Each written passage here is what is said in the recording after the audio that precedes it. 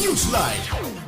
Samantala, syempre tuloy-tuloy ang ating good news. Lightmates, kinilala ang Light TV at A to Z Channel 11 dahil sa patuloy na paghahatid ng mga programa laman ang mabubuting salita ng Diyos. May balitang hatid si Christopher Tirambulo.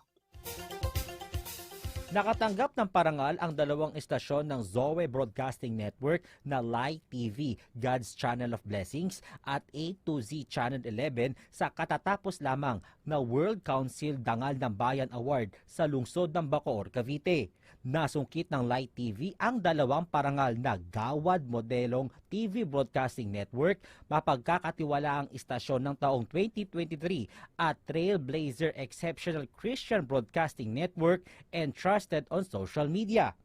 Kasama rin ang A to Z sa binigyang pagkilala bilang Most Trusted TV News of the Year.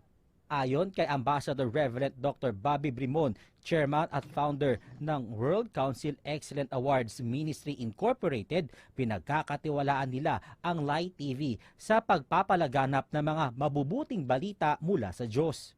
Layunin ng pagbibigay ng parangal na kilalanin ang kahusayan ng mga Pilipino sa buong mundo. We are making this Filipino to become an excellent favor from the Lord of having this Filipino to become the next global achievers, because we are believing that the Filipino is at stake of good talents and skills.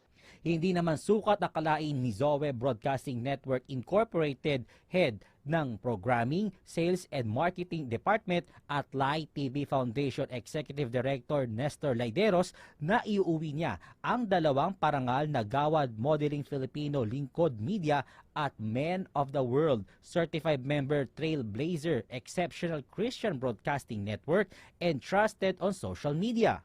Nagpapasalamat po kami sa pagkilalang ito na iginawad ng World Council Excellence Award. Una yun, sa personal po na Gawad Modelong Filipino Lingkod Media, hindi po madali na magbigay po ng katotohanan dahil marami pong nagtatanong lalo po sa salita ng Diyos. Pero ginagawa po natin ang lahat. Inaalay din ang mga nakuwang parangal sa mga empleyadong nasa likod ng kamera na gumagawa ng mga programa. Nangako naman ang pamunuan ng Zoe Broadcasting Network na patuloy na gagawa at maglalabas ng mga dekalibreng programa na maghahatid ng mga mabubuting salita mula sa Diyos. Lightmates, maraming salamat dahil kayo po ay kaparte ng ating pagkilala sa World Council Excellence Award ng ilang taon na. Ito pong parangal na ito ay inaalay namin sa inyo at nawa patuloy po tayong manood ng mga programa na itataas ang Diyos at maglilingkod para sa bayan. Christopher Tirambulo, Newsline. Naku ha, congratulations! Congratulations. Kasakabuan ng Zoe Broadcasting Network.